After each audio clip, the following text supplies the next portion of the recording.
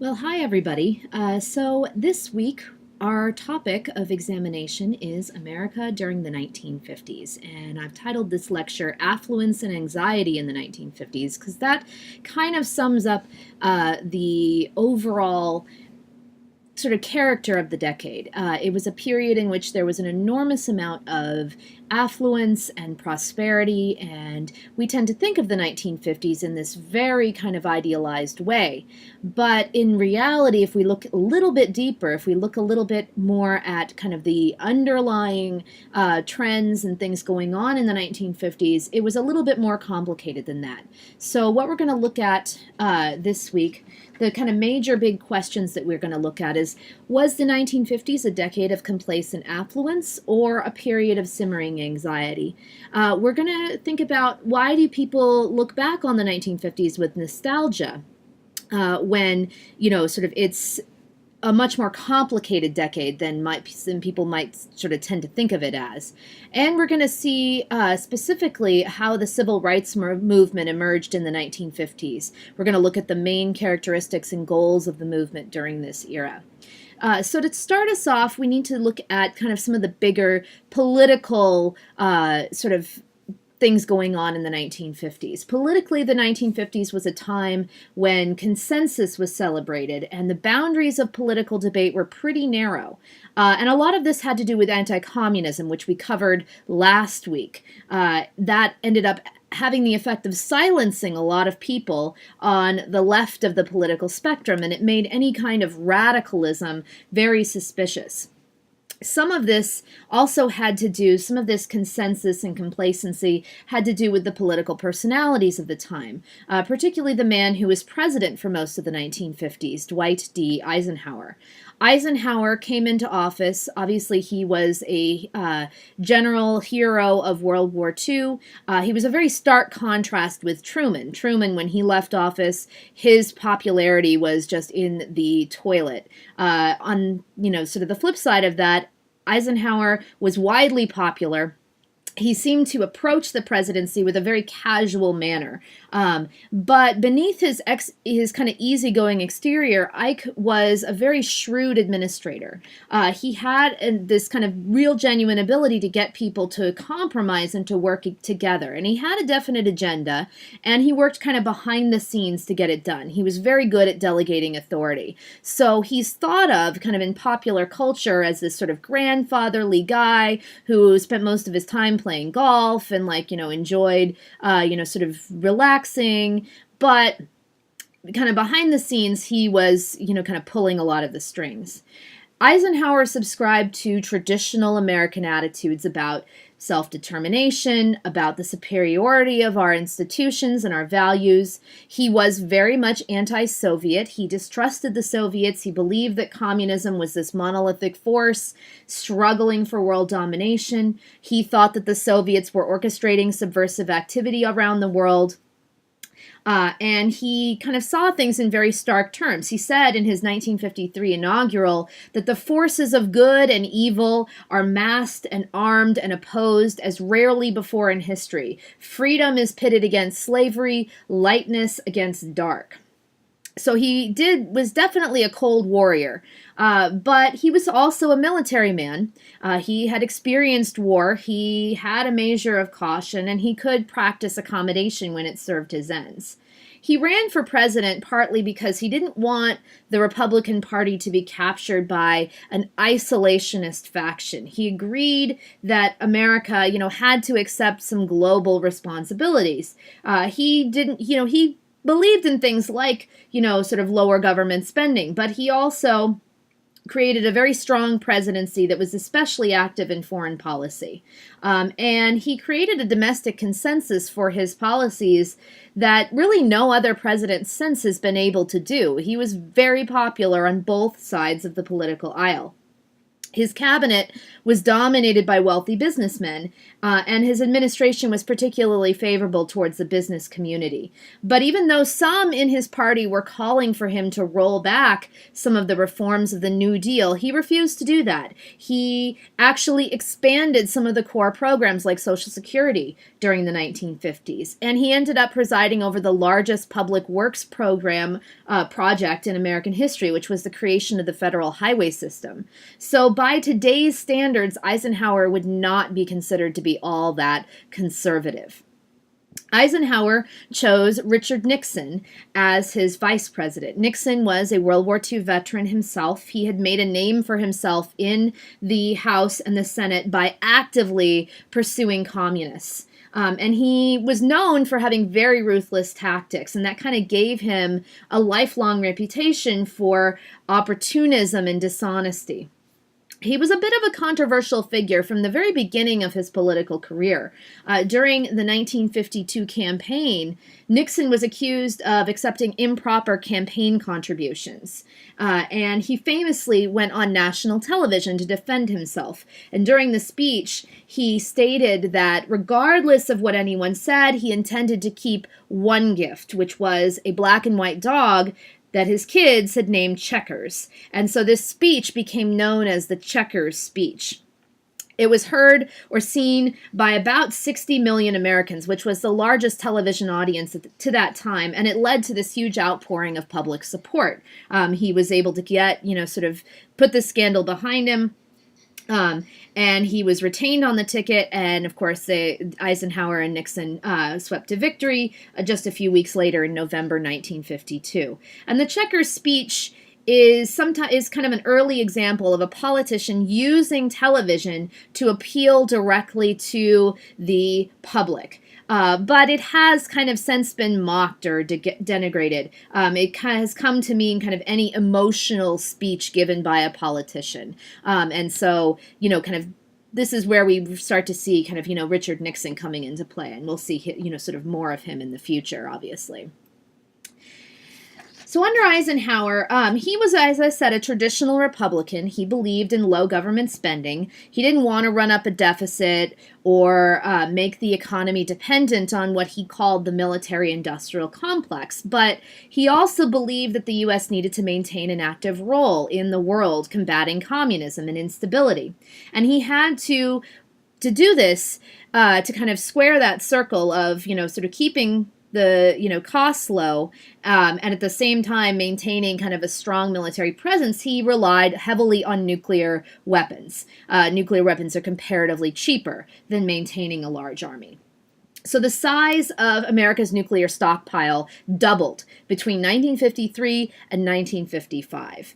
And this was around about the time when the military started to consider nuclear weapons to be conventional weapons, that they could potentially be used like any other weapon, even though this was something that was, sort of obviously unprecedented.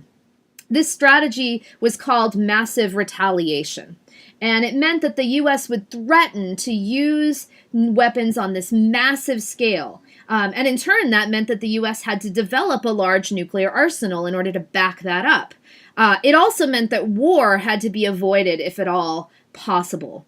And so this is also known as the idea of mutually assured destruction, or MAD. So if the U.S. builds up this massive nuclear arsenal meant to kind of sort of put some backbone behind that threat of massive retaliation, then of course the Soviet Union has to do the same. And so you quickly get to this situation where both sides have these huge arsenals, and if they ever actually went to war and used them, it would be mutually assured destruction. Both sides would just annihilate each other. And this is known as mutually assured destruction, or MAD, as the very apropos acronym might suggest. Now, when it became clear that actually carrying out this threat of massive retaliation would basically be futile, the only alternative seemed to be the kind of, having a more flexible policy, having larger military forces, conventional forces, to fight non-nuclear wars. But by then, the juggernaut of the arms race had gotten almost completely out of control. And if we look back, if you got a chance to watch any of that documentary that I suggested to you guys in my announcement, the announcement about the Atomic Cafe, it's a really great documentary, so I would sort of really strongly urge you to check it out. It talks about some of the civil defense programs that were put in place in the 1950s to kind of encourage Americans to prepare for the event of nuclear war. So, Americans built bomb shelters, children were trained to, hide under desks during duck and cover drills. And this was, kind of a very interesting artifact of the 1950s. And these were sort of interesting ways in which the American public responded to, or were asked to respond to, the threat of mutually assured destruction. Now, the Cold War is also shifting during this period. The focus of the Cold War is shifting to the so-called Third World. And actually, that term, Third World, is something that comes out of the ideas about the Cold War. There was the idea that there was the First World, which is, of course, sort of larger industrialized countries like the U.S. or the Soviet Union. You have the Second World, which, sort of were industrializing. And then you have the Third World, which were, countries that had not yet sort of become industrialized powers. And so the focus of the Cold War is kind of shifting to the Third World. And the American policy of containment meant that we had to kind of oppose any government, whether it was communist or whether it wasn't, that was seeming to threaten American strategic and economic interests. And we see this play out in a couple of really interesting examples, in Guatemala and in Iran during the 1950s. In both of these countries, the leaders of these countries were democratically elected. They were homegrown nationalists. They were not agents of Moscow. They were not being supported in any kind of, significant way by the Soviets, but they were determined to reduce foreign corporations' control over their economies, and this seemed to threaten America's interests. So we end up going in and intervening.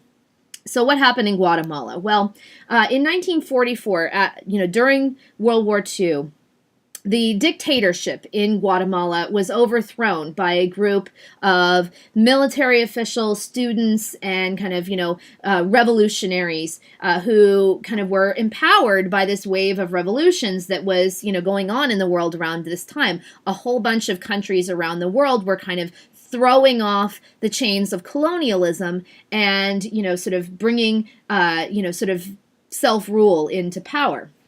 So the people of Guatemala were kind of inspired by this, and this coup was led by a man named Colonel Jacobo Arbenz Guzman. He was a young military officer, and he led this coup that overthrew the dictatorship, but he ends up stepping aside to allow for a general election, where a man named Juan Jose Arevalo was elected. And this led to a series of reforms under Arevelo's administration. And the poor country was starting to, gain a little bit more prosperity. In 1951, Arbenz Guzman comes back. He is elected president in a landslide, and he further promotes this reform agenda.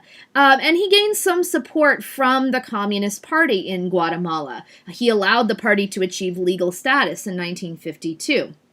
Now, Arbenz Guzman's main target for reform was the United Fruit Company. And we met them back when we were first talking about American imperialism in the late 19th and early 20th century. If you'll remember, the United Fruit Company had this virtual monopoly on Guatemalan industry, and they had controlled politics in Guatemala for more than 50 years. So this is this international company, largely controlled by Americans, who, were basically controlling the country of Guatemala.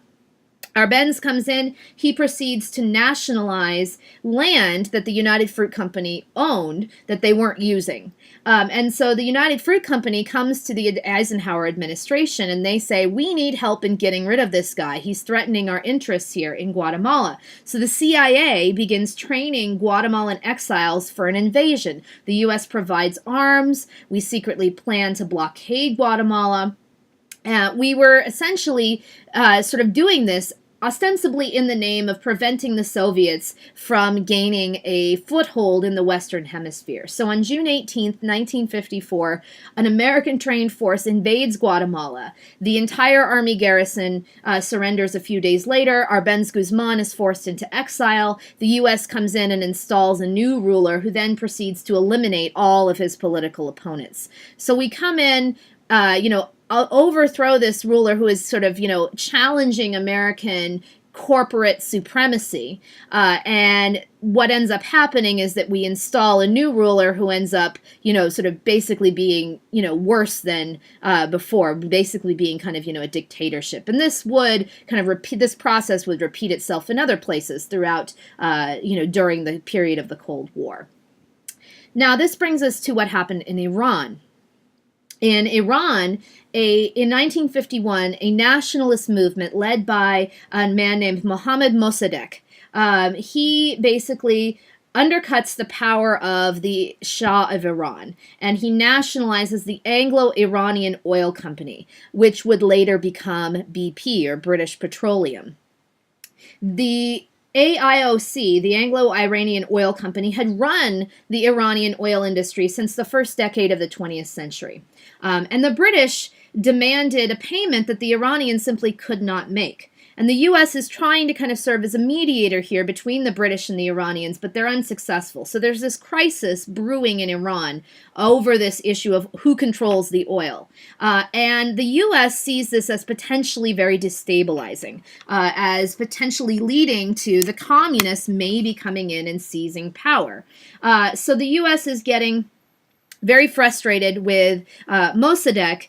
He is, being a very tough bargainer, and so the U.S. decides to kind of support the British in this. Mossadegh is, sort of fairly close to the Communist Party. He's moving Iran closer to the Soviet Union through a number of trade agreements. He's threatening to sell oil to the Soviets and other communist countries. Now, in reality, Mossadegh was actually a staunch anti-communist. He was hoping, by kind of cozying up to the Soviets, that he would force the U.S. into assisting Iran. But this kind of backfired. It had the opposite of his intended effect. And he kind of misread the anti-communist atmosphere within the U.S. at the time. So what ends up happening is that in August of 1953, the U.S. sort of helps to stage a coup, supporting the Shah of Iran to regain power. The CIA helps the local army overthrow Mossadegh, and this new government was able to kind of negotiate with British and American and other European oil companies. And we will, sort of end up providing military assistance to the Shah of Iran in later years. Now, this is going to come back to kind of haunt us once we get into the 1970s and 1980s, obviously, with the, rise of the, sort of Islamic State in Iran. And, sort of this is going to have direct consequences leading to that. So these two kind of examples indicate how the Cold War is beginning to kind of shift, and how there were all these sort of, proxy wars and, kind of conflicts that the U.S. is getting involved in around the world that may or may not have anything sort of directly to do with the Soviet Union or communism, but because we felt that American interests were being threatened, we end up kind of intervening militarily through espionage to overthrow leaders in these countries, democratically elected leaders in these countries. And, sort of this ends up kind of having some pretty negative consequences for us down the road. Now, another new theater of the Cold War is developing in Southeast Asia. And this is, of course, with Vietnam. Vietnam had been a colony of, part of a colony of France, known as Indochina. And the French tried to reassert themselves as the colonial rulers of Indochina after World War II. But they come into conflict with a group known as the Viet Minh, which was kind of a group of Vietnamese nationalists, communist Vietnamese nationalists, under the leadership of a man named Ho Chi Minh. This group had resisted the Japanese during the war, and they had declared an independent democratic republic of Vietnam immediately after the war. By the way, Ho Chi Minh drafted this declaration of the Democratic Republic of Vietnam based upon the American Declaration of Independence. But the French, with help from the British, they come in, they quickly restore control, and so we start to see fighting break out between the French and the forces of Ho Chi Minh. And this lasts from about 1946 all the way up to 1954. So the U.S. is helping the French here. The U.S., between 1950 and 1954, the U.S. sends over $1 billion in money to support the French. We also send in military technicians into Vietnam to help out the French army. Finally, in 1954, the French make their last stand at a fort known as Dien Bien Phu, and the Viet Minh bombard the city, and finally on May 7th, 1954, the French end up surrendering. And it's during this time, and the U.S. is kind of during this period when the French are kind of making their last stand at this fort, the U.S. is kind of debating over what to do, whether we should kind of get more involved. And during the course of this debate, Eisenhower first outlines the idea of the so-called domino theory. The idea if one country is lost to communism, all the surrounding countries, surrounding it would also fall. Despite this idea, Congress refuses to pass an intervention resolution, and eventually the French end up surrendering. So what ends up happening is that in July of 1954, there's a conference held in Geneva, and they develop peace accords. The Geneva Accords get worked out, and the U.S. sort of comes in to help kind of negotiate this peace. So there's a truce called between Ho Chi Minh's forces and the French. The country is temporarily supposed to be divided at the 17th parallel. And now you have North Vietnam, which is controlled by Ho Chi Minh and the communists, and South Vietnam. They were not allowed to join any military alliances. They were not allowed to have any foreign military bases in North or South Vietnam. National elections were supposed to be held within 2 years, so this was only supposed to be a kind of temporary thing, a temporary partition between North and South Vietnam. And eventually, what ends up happening is that the United States ends up kind of replacing France as the Western power in South Vietnam. We support the South Vietnamese government led by a man named Ngo Dinh Diem. And Diem was this former high-ranking official before World War II. He had gone into exile after the war in the United States, and in 1954, the Americans bring him back to Vietnam to lead the government. By July 1955, most of the French had left Vietnam, and Diem announces that, he's not actually going to hold national elections, and the U.S. supports him in this, mainly because he has no chance of winning against the very popular Ho Chi Minh in the north. And so what we have here is kind of the very beginnings of American involvement in Vietnam. We see that going all the way back to the 1950s.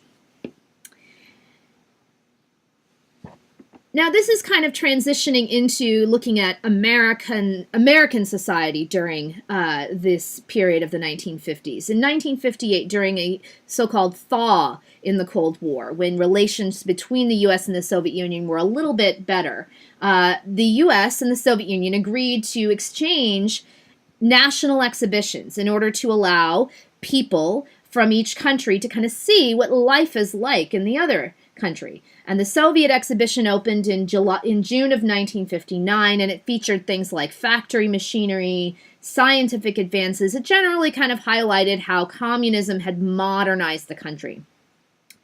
In July, the American exhibition opened in Moscow, and it featured consumer goods and leisure equipment, stereo systems, a movie theater, home appliances, cars, and the centerpiece of the whole exhibit was a model suburban ranch house with a very futuristic kitchen, complete with even a robot, kind of a prototype Roomba that swept the floors.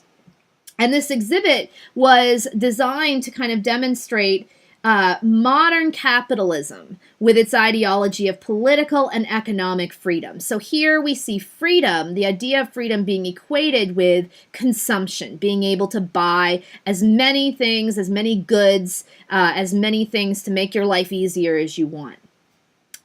Vice President Richard Nixon went to Moscow. He went to open the exhibit, and he opened it with an address, a speech titled, "What Freedom Means to Us." And in the speech, he talks about the high standard of living in the United States. He cites the 56 million cars and the 50 million television sets that ordinary Americans can afford to own.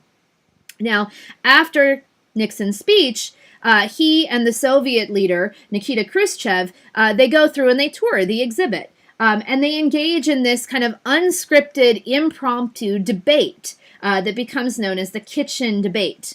And Nixon declares that this modern suburban house, which is supposedly supposed to be the home of an average factory worker, represents the mass enjoyment of American freedom within the suburbs. Freedom of choice among products, colors, styles, prices. You can have whatever you want. And of course, it also implies a particular role for women. As he's talking to Khrushchev, he uses the words, as Nixon is talking to Khrushchev, he uses the words women and housewives interchangeably. So of course, this is kind of, sending a definite message about what the role for women was in the United States at this time.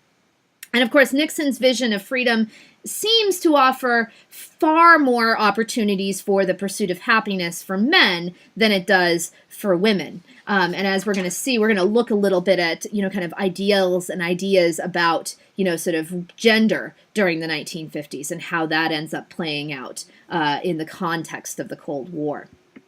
Now, as I mentioned, economically, the 1950s was one of the most stable decades in American history. It was a time the economy was expanding, there was low unemployment, standards of living were going up. Between 1946 and 1960, the gross national product more than doubled.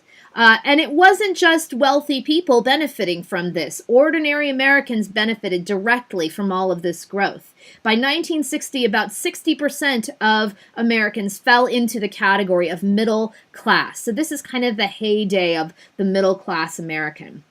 The U.S. is the world's predominant industrial power, and the Cold War helps America retain its edge and redistributes the nation's population and economic resources. The economy is just kind of beginning in the 1950s to shift away from industry towards a more service and finance-oriented economy. So we see in 1956, for example, the number of white-collar workers first begins to outnumber blue-collar workers for the very first time in American history. Economic growth during the 50s was largely driven by two twin engines. One of these, of course, is the Cold War, but the other is residential housing. By 1960, suburban residents of single-family homes outnumbered both urban residents and rural residents. And the number of houses in the United States doubles during the 1950s. And this is when we first start to see kind of, mass-produced housing subdivisions. For example, the famous Levittown. William and Alfred Levitt, a couple of brothers, they built their first housing development on Long Island shortly after World War II. And they became the nation's most famous suburban developers. The houses in these developments came prefabricated, so they're very quickly assembled and they're very, very low cost. They are within the reach of most American consumers. And alongside the suburb, you also see the rise of shopping malls. You see, kind of freeways connecting these, suburban developments with kind of, sort of shopping areas and other sort of things. And Southern California really kind of becomes the symbol of suburbia. And if you go there today, you'll see, sort of it's just kind of one big suburb. And we start to see kind of a shift during the 1950s of the kind of overall population more towards what's known as the Sun Belt, the kind of, southern third of the nation. So we see Southern California really growing. We see Florida really growing, places like Arizona, Texas. And not coincidentally, these were where a lot of the, sort of military bases and, kind of parts of the military industrial complex were being built. So we see this kind of, growth really taking place there. Now, the other engine in the economy is consumerism. And we see American freedom in the 1950s kind of being redefined as meant the freedom to buy whatever goods you desired and to have the freedom of choice in what you purchased. This picture here on the left is a picture of a typical sort of middle-class American family with the amount of food that they're supposed to consume during an average year. And you can see it's just an enormous amount of abundance and variety. There's this incredible abundance. And this abundance isn't just marketed to Americans, it's also being sold to people around the globe. American brands like Coca-Cola and Levi's jeans are the main way that the U.S. is exporting its culture during the Cold War. So not only are we sort of fighting the Cold War in kind of a military sense, in an ideological sense, we're also fighting the Cold War by spreading American consumerism and the consumption of American goods around the world. We really see this kind of develop in the pinnacle or biggest symbol of the consumer economy is found in the car culture that develops in the 1950s, in automobiles like this one here. Suburban life, of course, has to center around the family car, and the American landscape itself is transformed. As cities begin to spread out into the suburbs, you start to see strips like this one here pictured in Albuquerque, New Mexico. You start to see, sort of motels, gas stations, franchises like McDonald's and Kentucky Fried Chicken. And the car kind of symbolizes the identification of freedom with individual mobility and private choice. Now, this is also made possible by the creation of the Federal Interstate Highway System, which is, as I mentioned, the largest public works enterprise in American history. It's far bigger than anything that was undertaken during the New Deal. And the Cold War plays a role here, too. The Interstate Highway System, the official name of it is actually the Dwight D. Eisenhower National System of Interstate and Defense Highways. And you want to note the word defense there. This was a multi-billion-dollar project, and it was justified in part because proponents argued that the nation needed a way to rapidly evacuate American cities in the case of nuclear war. So 41,000 miles of highways were built. It connected the country in a way that was very reminiscent of the way that railroads had done in the late 19th century. And so cars and automobiles become kind of a huge part of the American economy and the American landscape during this era. I'm going to play for you guys a video of a Ford commercial from the 1950s. And I want you to think about how the ad here is defining freedom. The ad is kind of defining freedom as being able to go wherever you want, whenever you want. And of course, in the case of this particular ad, it means buying a second car.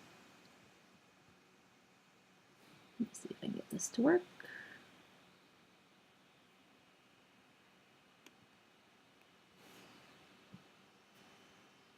Yes, I'd love to. Thanks, Jean. I'll be there. 2 o'clock. Goodbye. You know, 3 weeks ago, I couldn't have accepted that invitation.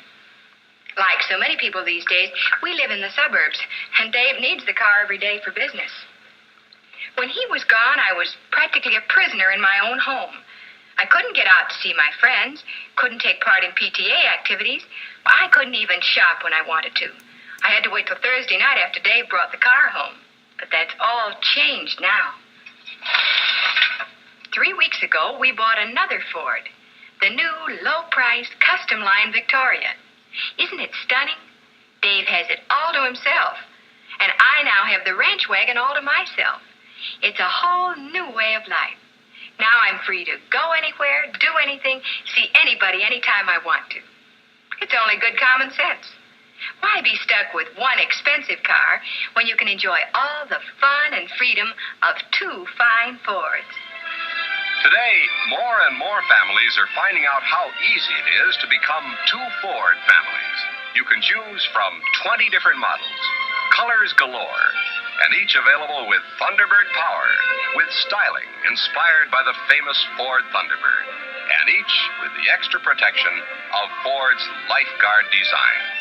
See your Ford dealer soon.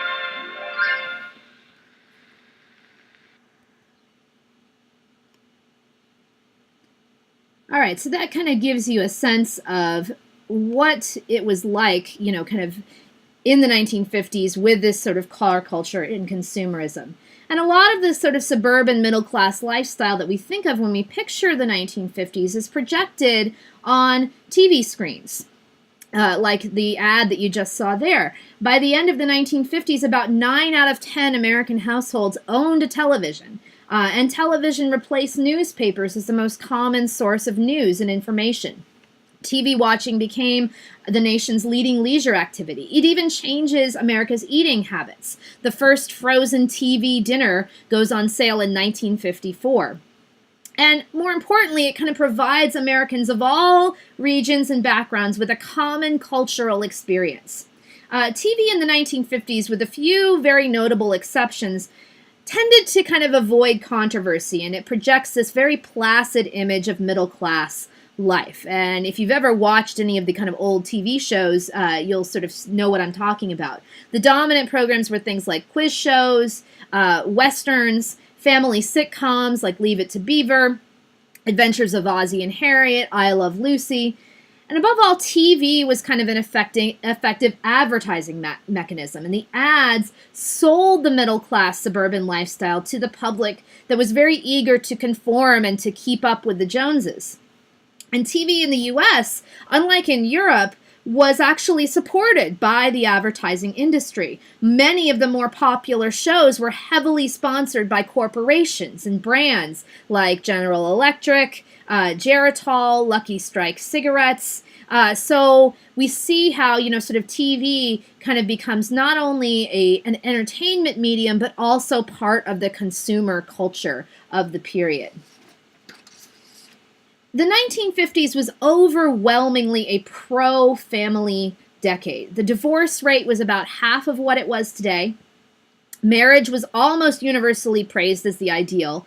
Americans were marrying younger. The average age was 22 for men and 20 for women. So if you lived in the 1950s, most of you would probably be married by now. Today, the average marrying age is 29 for men and 27 for women. The family was hailed as kind of the basic institution of society. And we see this massive baby boom in the post-war period. It makes America a very child-centered society. The American population rises by nearly 30 million during the 1950s, and most of that was due to natural increase. Of course, that also reflects that Americans are living longer due to medical advances like penicillin that had been developed during World War II. And for the most part, Americans expressed overwhelming happiness with their family lives. A 1955 marriage study reported that an overwhelming majority of Americans, when asked why they had sacrificed by marrying and raising a family, they responded, well, I haven't sacrificed anything. Less than 10% believed that an unmarried person could be happy. So really this idea that marriage and family was the key to happiness was kind of bought into by a large portion of the population. Now, the family was also a very potent weapon in the Cold War. Government officials contrasted the United States, where most married women stayed home, with the Soviet Union, where a high percentage of women worked. And they argued that this difference is one of the things that separated the freedom of America from the tyranny of communism. Now, this traditional family of the 1950s, the so-called traditional family, was actually quite a new phenomenon. The 1950s sees a very rapid decline of extended family networks, and what we see is the rise of the so-called nuclear family. Americans are encouraged to kind of strike out on their own, to abandon the more traditional practice of living in extended families and to establish single-family homes. Of course, that's why, sort of all these suburbs develop with all of these sort of little houses. It can only be lived in by, 4 or 5 people. Part of this is both fueled by and contributed to consumerism. If more Americans are living in nuclear families, this meant that more Americans are establishing new households, and so they have to purchase new things to furnish those households. And so the nuclear family is this incredible boon as far as the economy is concerned. And corporations and advertisers, they pick up on this and they promote the nuclear family as the ideal.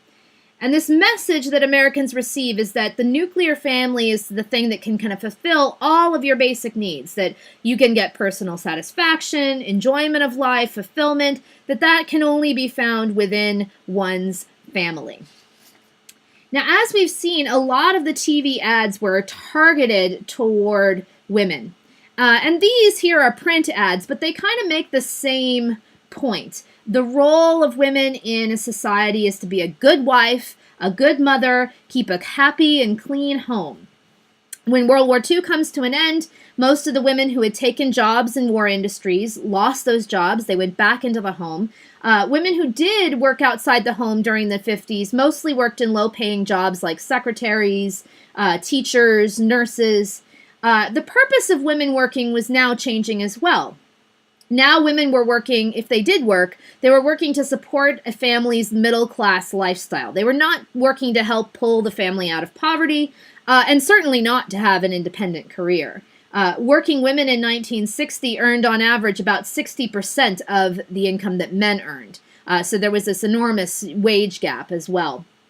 Popular culture, TV shows like Ozzie and Harriet, Leave It to Beaver, even I Love Lucy, exalted family life, and they reinforce the idea that the most important role or goal for women in life is to be a good wife and mother. Even if you look at something like I Love Lucy, which you can still watch today, it's very popular, and you know, most of the plot lines in the show all revolve around Lucy, who's this, you know, sort of suburban housewife, and she, you know, sort of every time she kind of, you know, sort of tries to go out and do something like get a job or, you know, sort of venture out on her own or, you know, do something kind of, you know, sort of beyond the kind of traditional scope of being a, you know, sort of traditional wife and mother, she ends up kind of getting into some kind of trouble, right? And she, you know, sort of Ricky has to come in and kind of help her out. And so, you know, this is, again, kind of reinforcing that idea that the place for women was within the household.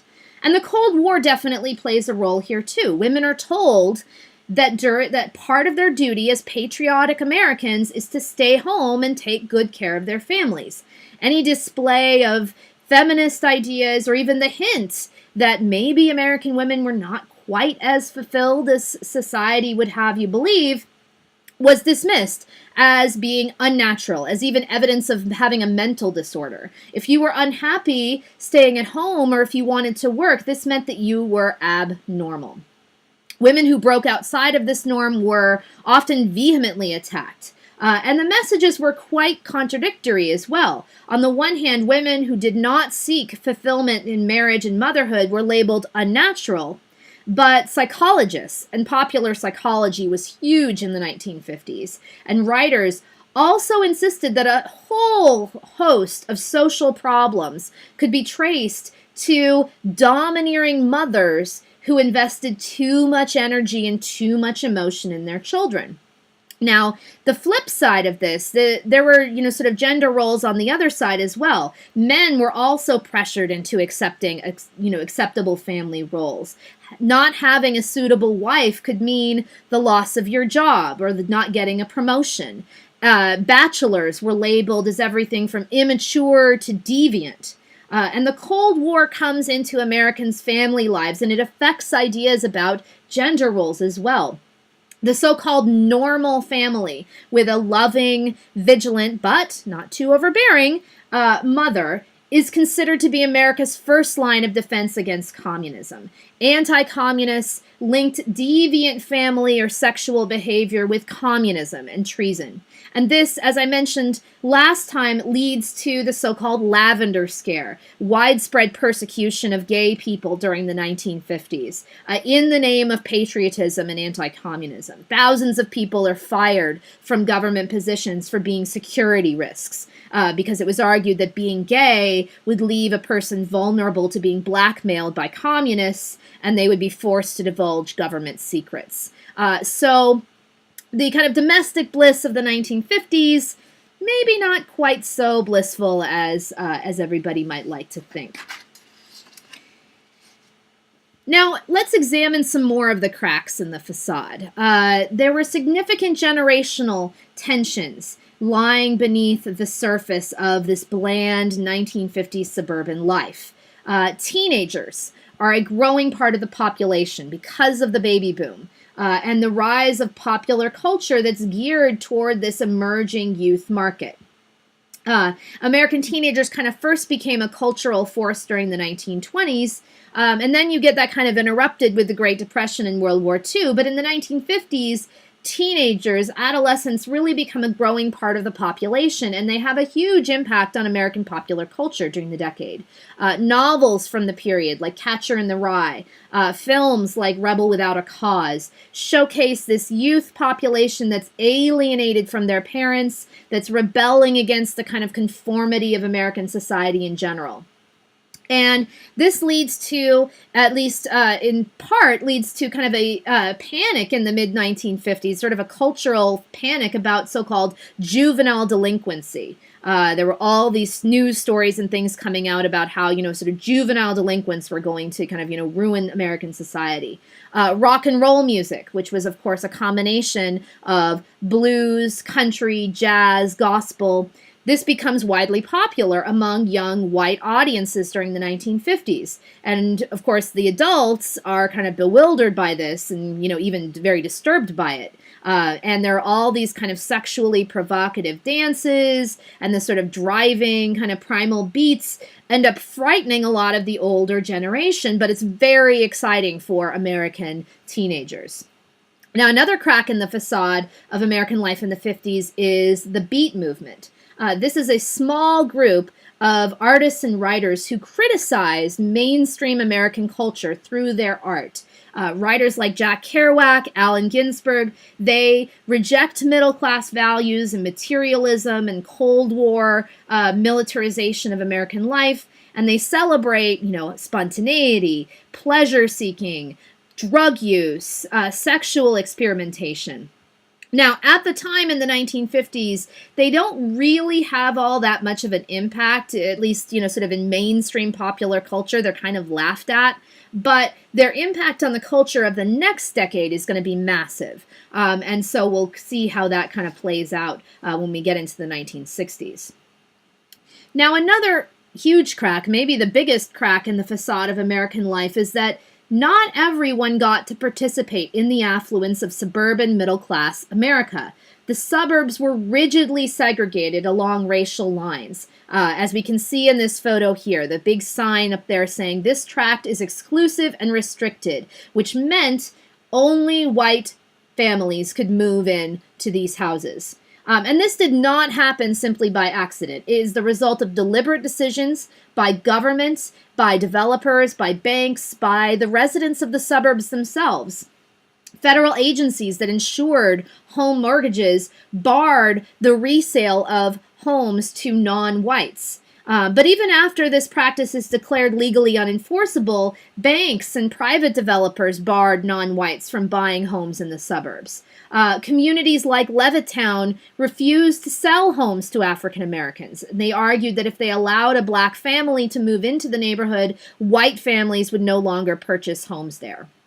So, if they were barred from the suburbs, where would African Americans and other minorities end up living?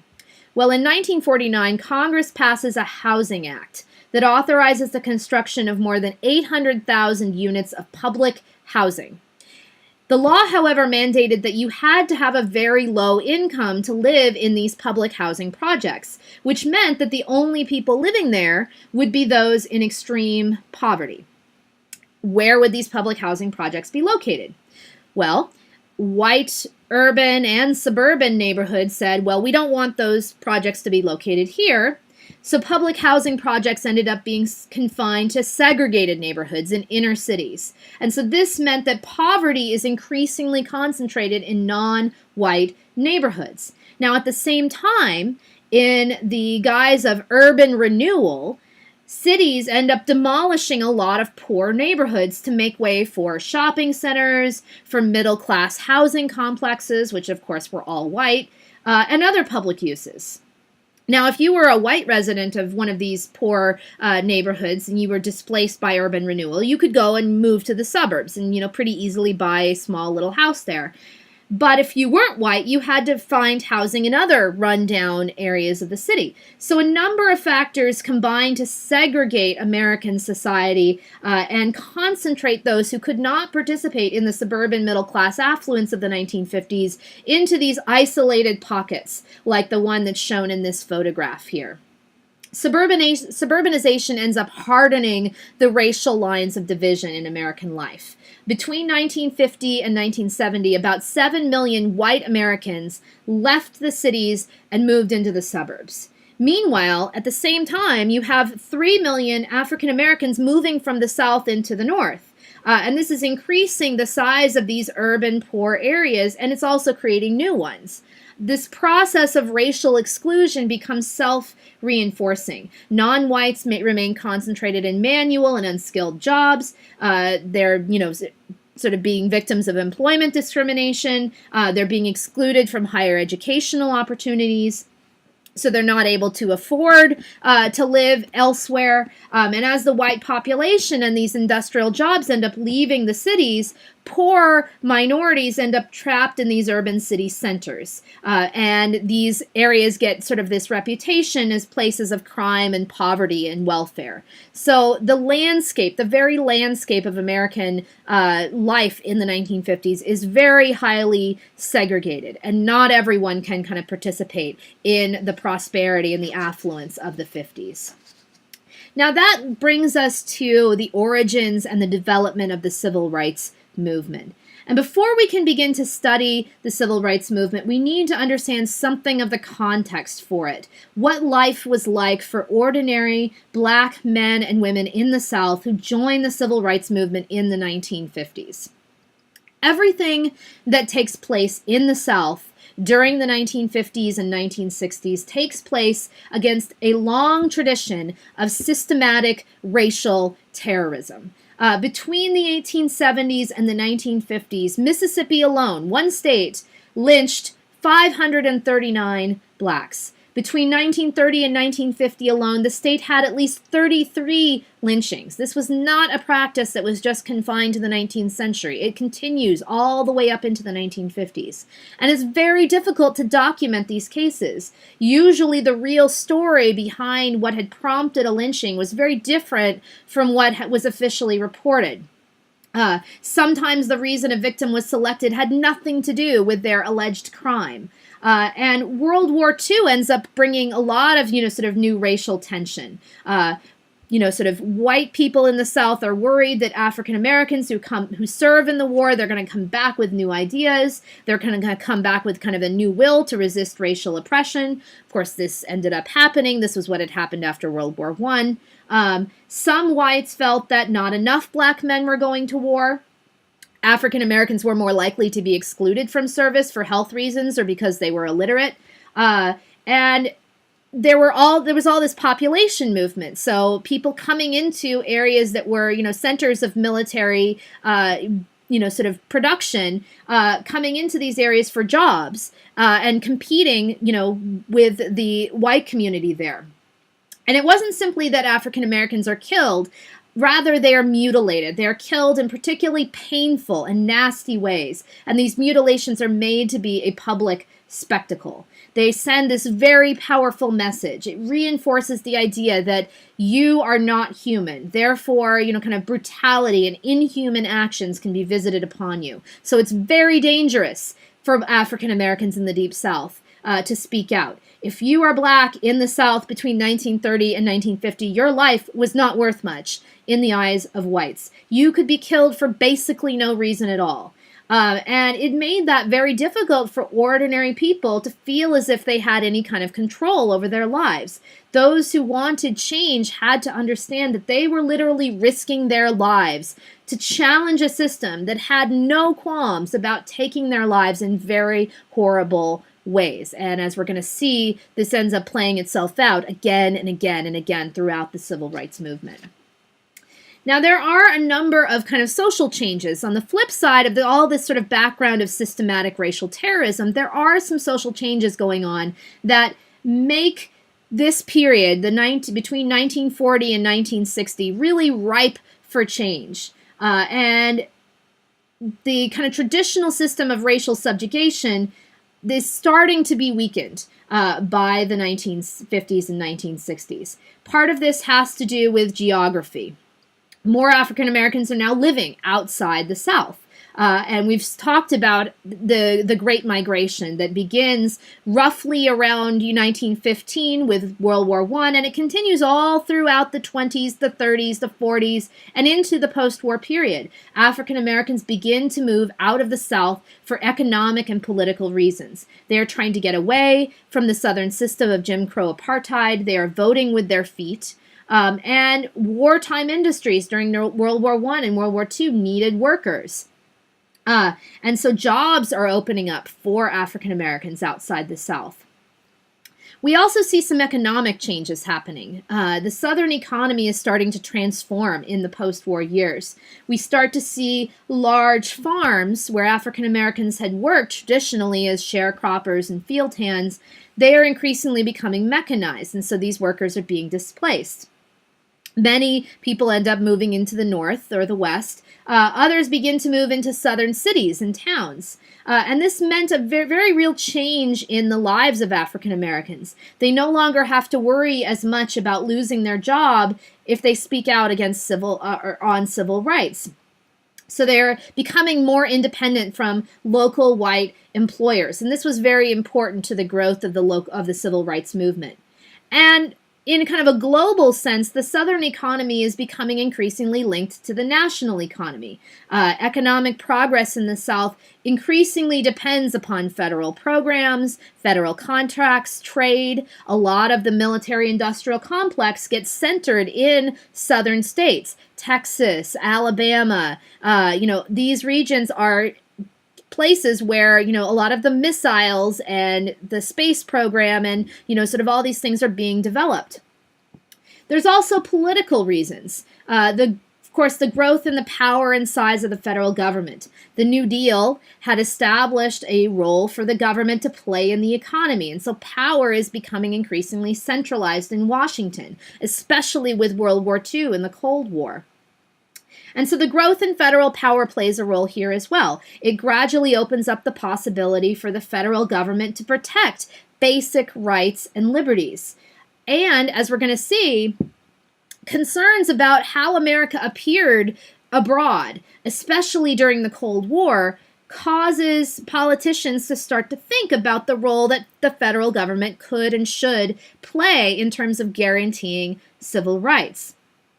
And finally, we have some cultural changes going on as well. Americans are beginning to kind of gradually rethink this traditional racist ideology. Those pseudoscientific ideas about race that were very popular in the early 20th century, these had largely been debunked by scientists. Scientists were coming to realize that race doesn't really mean all that much in terms of genetics, in terms of biology.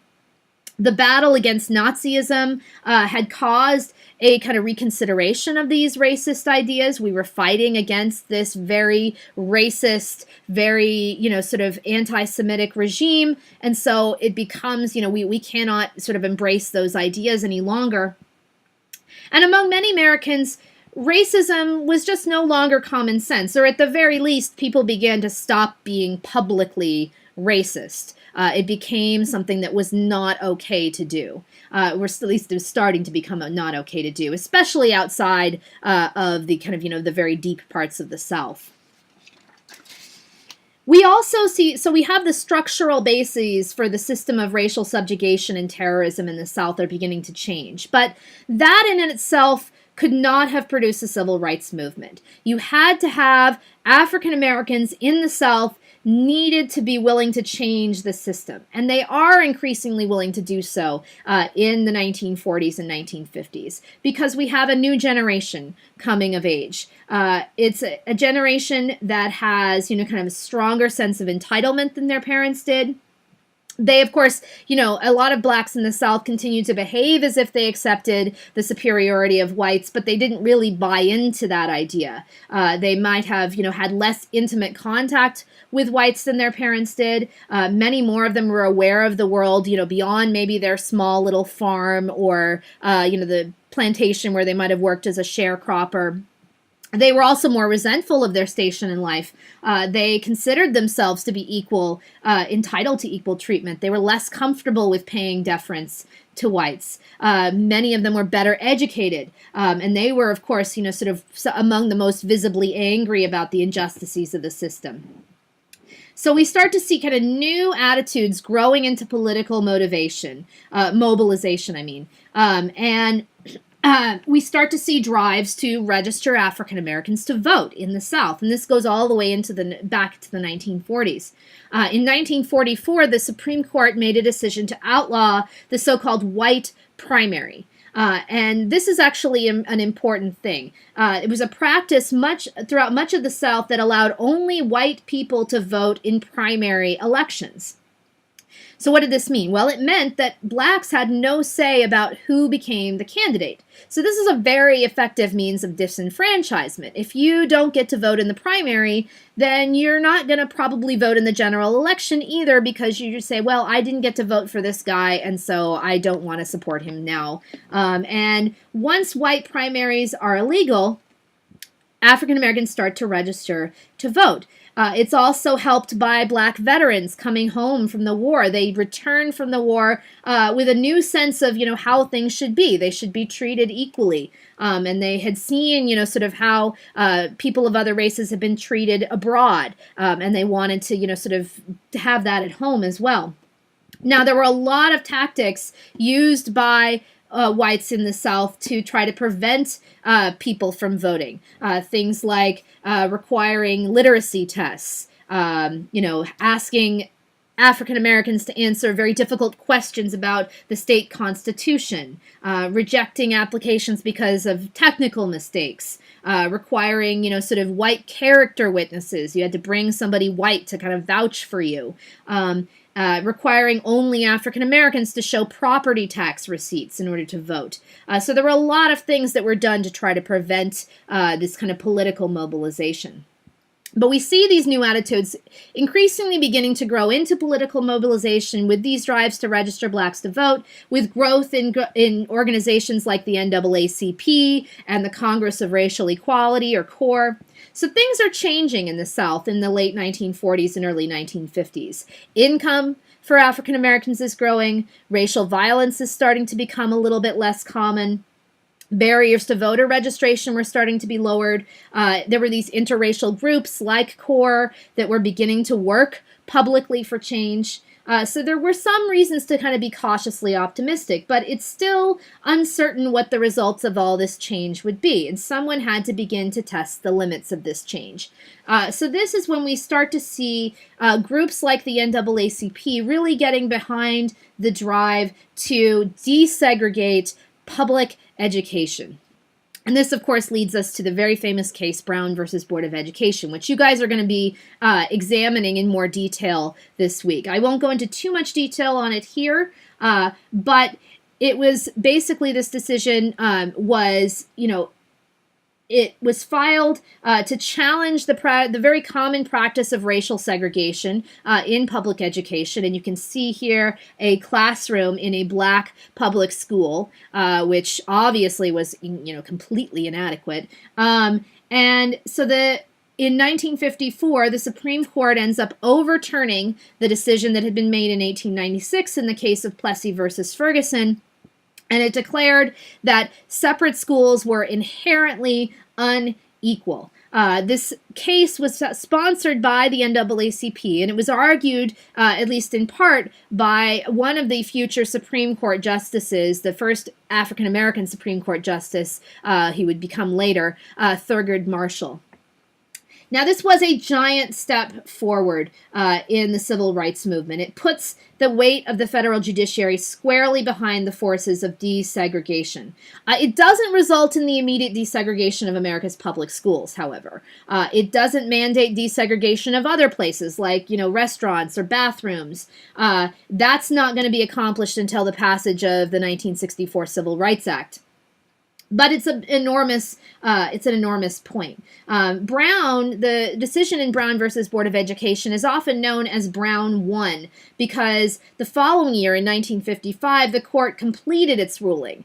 And in this second ruling, Brown 2, the Warren Court orders the states to comply with this decision to desegregate public education, quote, with all deliberate speed. Now, that phrase is very, vague, and it's not clear whether, this is actually going to have any impact.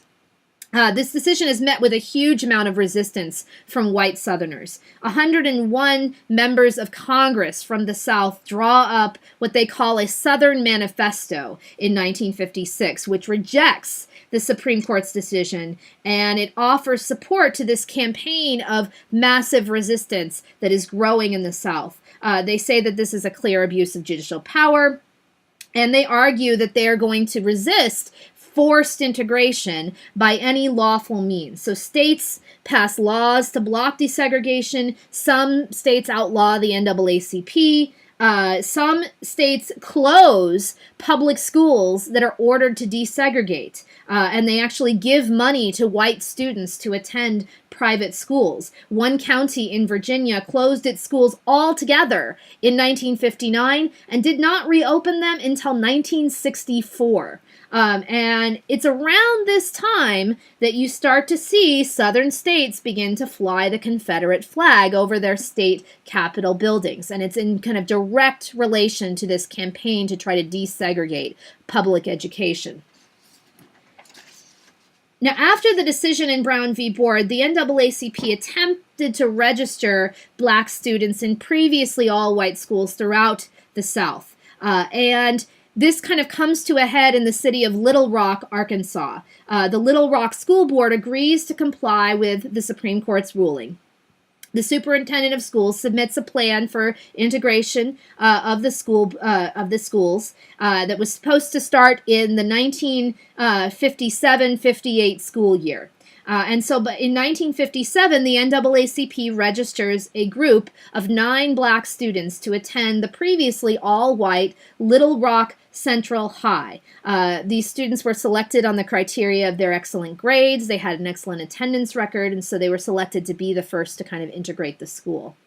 Now, there were several segregationist so-called citizens' councils who threatened to hold protests at Central High and physically block the black students from entering the school. Now, in response to this, the governor of Arkansas, Orville Faubus, he sends in the Arkansas National Guard to support the students? No, to support the segregationists on September 4th, 1957.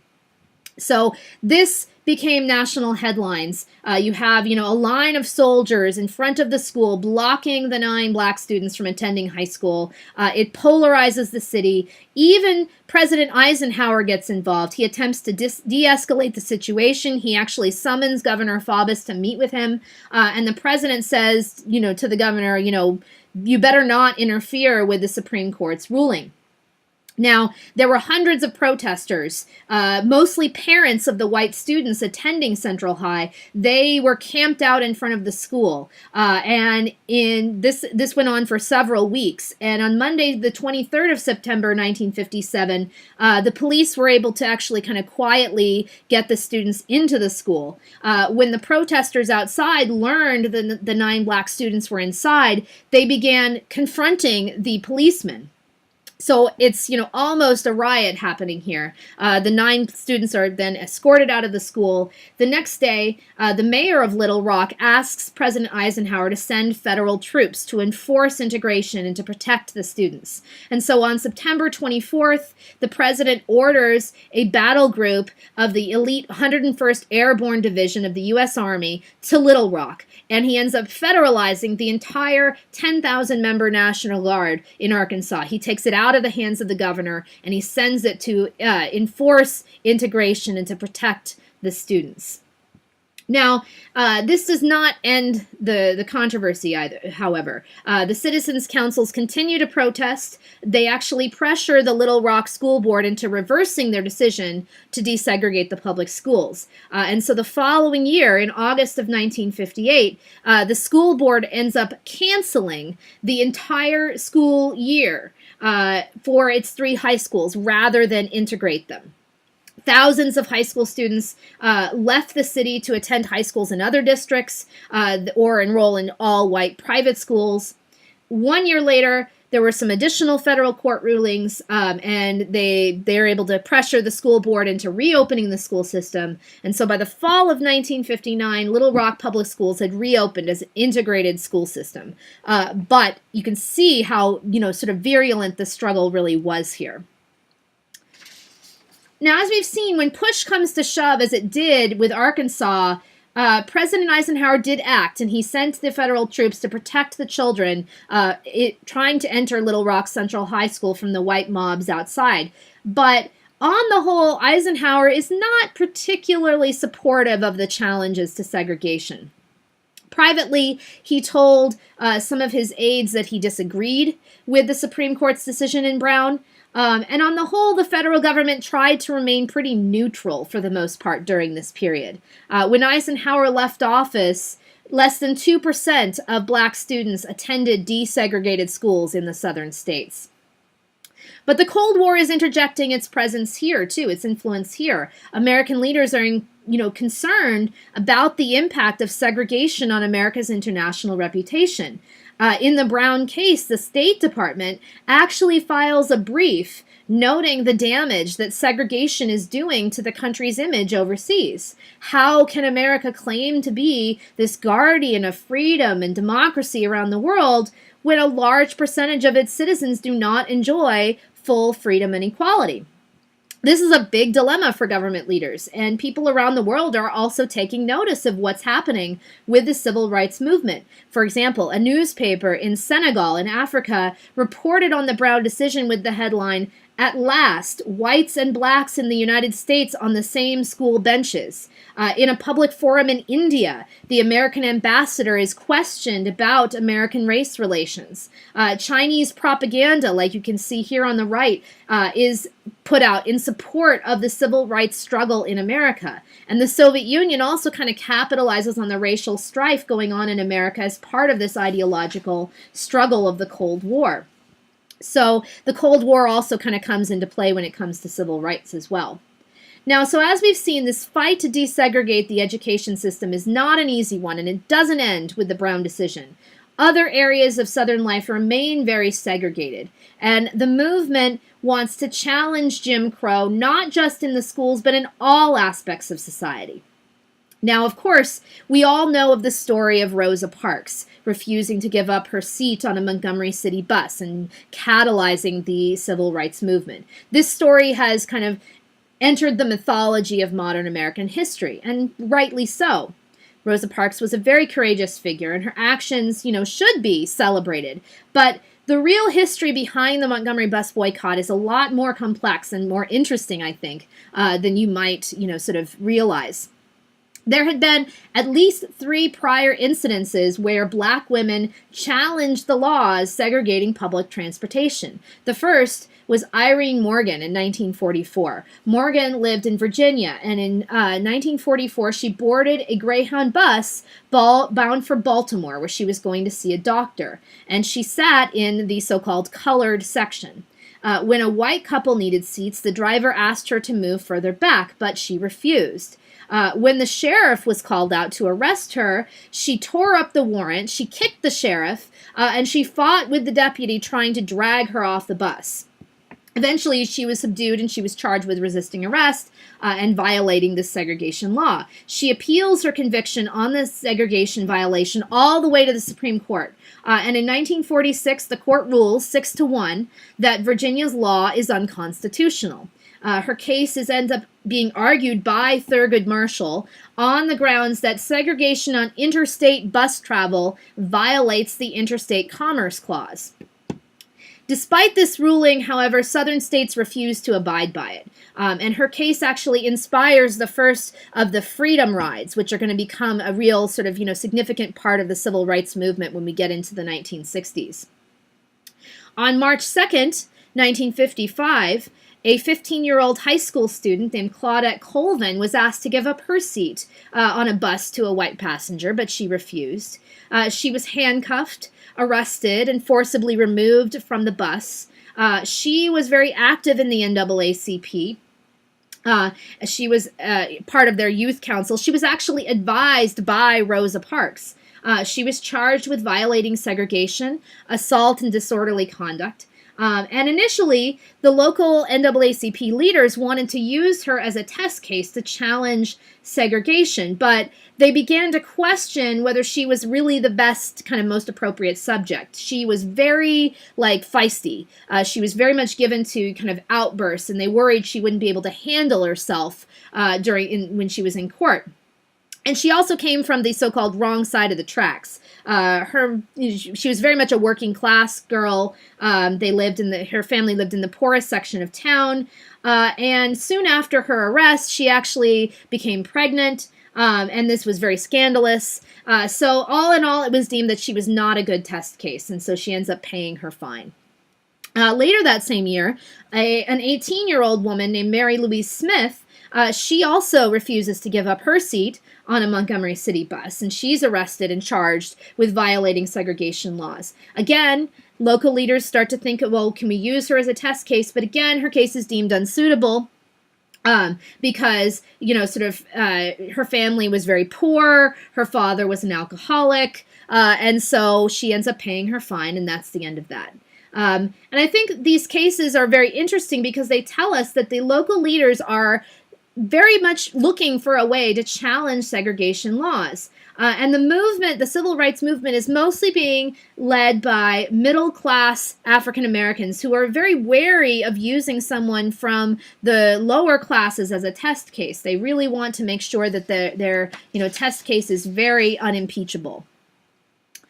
Now, a little bit of background to what was going on in Montgomery and kind of segregation in city buses. The picture on the left here is a copy of the Montgomery City Code that spells out the rules for segregated buses. And the Section 10 is the really interesting part. And of course, I think it's interesting because it leaves segregation up to the discretion of the driver.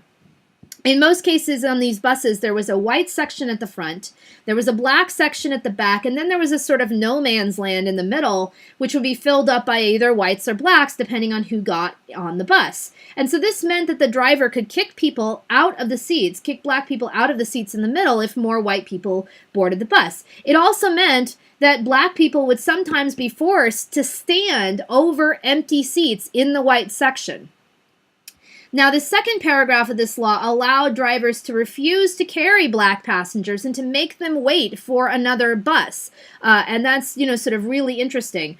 And so this law is very vague in how it can be applied. And so it, sort of was really ripe for some challenges. And this is where Rosa Parks comes in. Rosa Parks was the secretary of the local Montgomery NAACP chapter. She was also a seamstress who worked at a downtown department store. She had gotten involved in the NAACP. She was very quiet. She worked very hard for the NAACP. And she was, sort of a church-going woman. She had, very unimpeachable character. And so, in short, she was kind of this perfect test subject to challenge segregation. So on December 1st, 1955, Parks boarded the bus for her usual ride home from work. And pretty soon all the seats in the bus got filled up. The driver asked passengers in the row just behind the whites to stand up and move to the back. 3 people moved, but Parks refused. She responded that she was not in the white section and that she didn't think she'd have to move. And the driver replied that the white section was where he said it was. The bus driver, in accordance with the city code, which authorized him to act as a police officer, arrested Parks and took her to the station where she was booked and fingerprinted. And the local NAACP leaders who had been looking for this good test case, they kind of pounce on Parks's case. Parks would make a good impression. She was a good symbol for African Americans to kind of rally behind.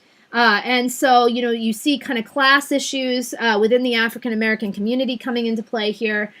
So she kind of becomes the symbol, and they decide that they're going to use her as a test case to challenge the segregation of the bus system. So how do we go from using Parks as a test case into this full-scale protest and boycott?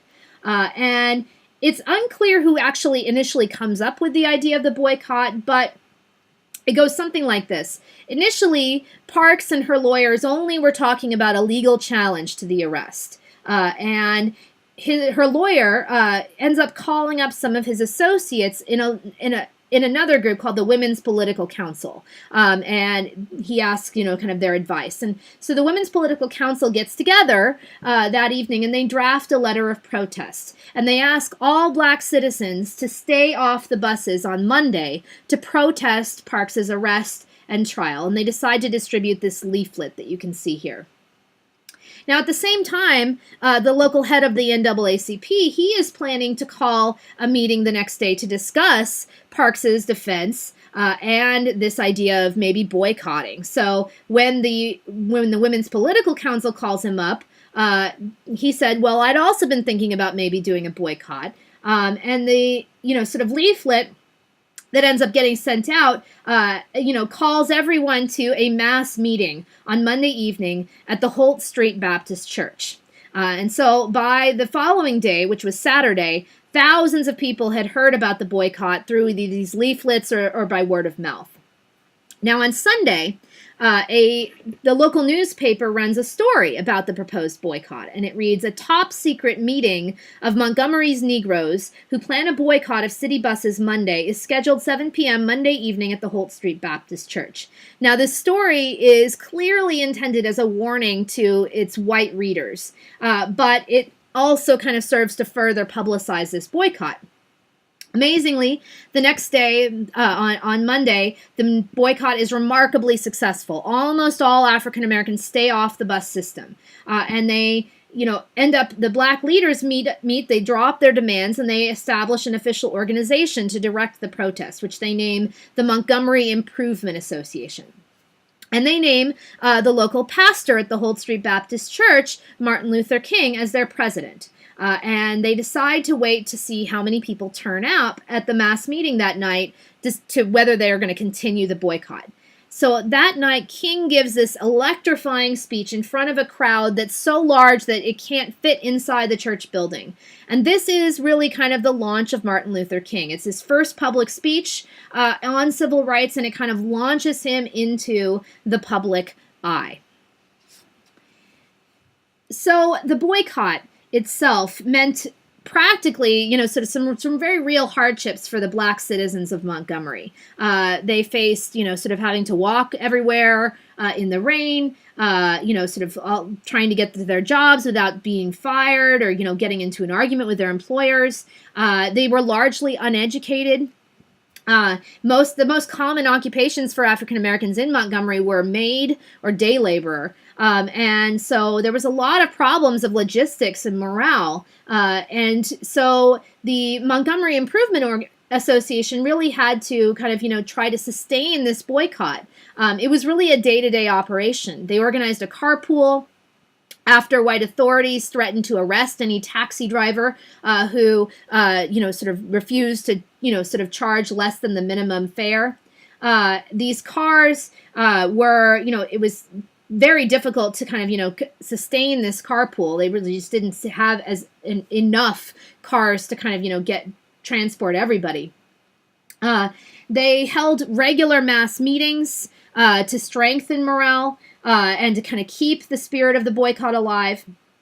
And the ultimate weapon here was really federal lawsuits against bus segregation. And they really, sort of had to kind of try to sustain that boycott until these lawsuits were settled. Initially, city officials tried to discredit the movement. They attempted to break the boycott. They arrested some of the main leaders of the movement. And they tried to, they did everything from, sort of run false stories in the newspaper. They, sort of arrested Martin Luther King several times. His house was bombed. Eventually they banned all NAACP activities within the entire state of Alabama. And so this was, sort of this ongoing struggle. They ended up being able to kind of sustain this boycott for a very long period of time. And finally, it ended in November of 1956, so almost a year later, with the Supreme Court's decision in the case of Browder v. Gale, and which declared that bus segregation was illegal. So the Montgomery bus boycott is this very important moment within the civil rights movement because it represents kind of the beginning of what we popularly remember about the civil rights movement. It's this nonviolent struggle based in the black churches of the South. And of course, we see the emergence of Martin Luther King as the leader of that movement. In 1956, King forms the Southern Christian Leadership Conference, which is this coalition of black ministers and civil rights activists. King himself, of course, had been very much deeply influenced during his days as a student by the philosophy of nonviolence as practiced by Mahatma Gandhi in India, and the interpretation of Gandhi's teachings by the American theologian, whom you can see here, Reinhold Niebuhr. Niebuhr was an especially influential figure for King, and he argued that Gandhi's demonstrations, even though they were nonviolent, that they were very political forms of coercion. And he said it's a instrument that an oppressed group can use when they are hopelessly in the minority and that they have no possibility of developing sufficient power to set against its oppressors. So Niebuhr actually suggests applying Gandhi's principles to the American context of civil rights, and King kind of takes up this idea.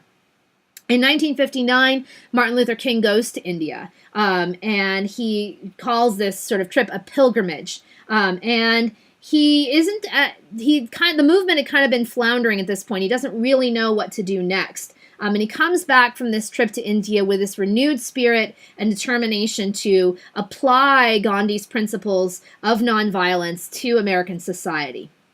And we're going to see how he does that when we get into the 1960s. So that kind of brings us to an end of our discussion today. And if you have any questions, you can definitely ask them in the discussion board or email me, and I will come back and talk to you all guys all next week.